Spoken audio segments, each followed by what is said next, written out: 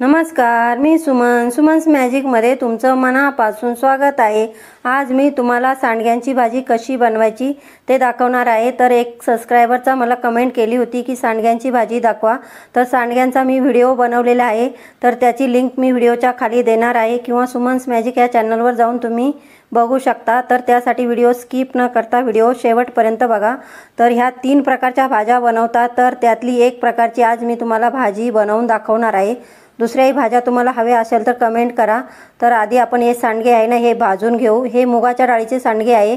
बरेच लोक चण्याच्या डाळीचे करतात, मिक्स डाळींचे करतात, नुसत्या मटकीचे सुद्धा करतात।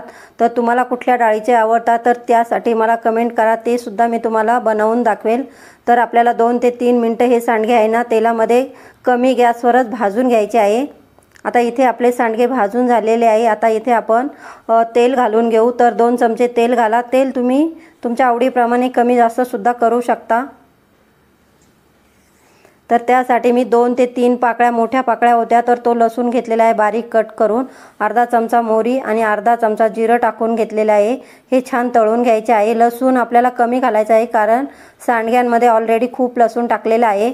आणि कांदा 2 कांदे बारीक कट करून घेतले आहेत, ते आपल्याला असे छान परतवून घ्यायचे आहे। तुम्ही इथे उभे चिरून सुद्धा टाकू शकता किंवा चौकोनी मोठे कापून सुद्धा टाकू शकता।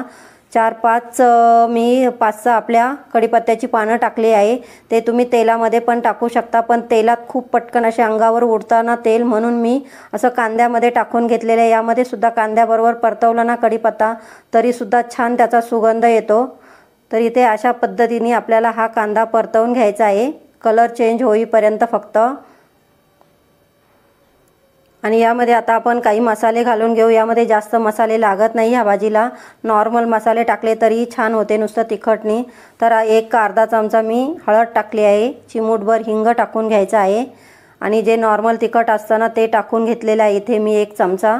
तुमच्या आवडीप्रमाणे तिखट कमी जास्त करू शकता। 2 चमचे मी इथे कांदा लसूण माझा मसाला आहे ना तो टाकलेला आहे, तर तो तुम्ही तुमच्या आवडीप्रमाणे गरम मसाला किंवा किचन किंग सुद्धा टाकू शकता। आणि कलरसाठी इथे मी काश्मीरी तिखट टाकलेले आहे। तर हे मसाले सुद्धा आपण तेलामध्ये छान असे परतवून घेऊ। थोडेसेच आपल्याला 20-25 सेकंदच परतवायचे आहे, जास्त परतवायचे नाही, नाहीतर ते लगेचच जळतात, कारण यामध्ये आपण पाणी घातलेलं नाही, ग्रेव्ही बनवलेली नाही ना। तर अशा पद्धतीनेच तुम्ही हे परतवून घ्या। आणि जे सांडगे भाजले आहे ते यामध्ये परत 1 मिनिटभर चांगले परतवून घ्या। त्यामध्ये कांदा लसूण मसाला सगळं व्यवस्थित त्या सांडग्यांना लागतं आणि त्यामुळे सांडगे खूप छान असे चवेला लागतात, खूप छान टेस्ट येते भाजीची। जर तुम्ही लगेच पाणी टाकलं ना तर भाजीला इतकी चांगली चव येत नाही। कुठलीही भाजी अशी 1 मिनिटभर मसाल्यामध्ये परतवली ना पाणी टाकायच्या आधी, ती भाजी खूप छान लागते। तर बघा 1 ते 1.5 मिनिटं मी सांडगे यामध्ये परतवून घेतलेले आहे। आणि त्यानंतर आपल्याला इथे गरम पाणी टाकायचं आहे। तर तुम्हाला किती पातळ घट्ट हवी आहे ना त्याप्रमाणे तुम्ही पाणी टाका। मी इथे 1 ग्लास पाणी टाकलेलं आहे आणि 10 मिनिटं आपल्याला हे शिजवून घ्यायचं आहे। झाकण ठेवून आपल्याला हे 10 मिनिटं शिजवून घ्यायचं आहे।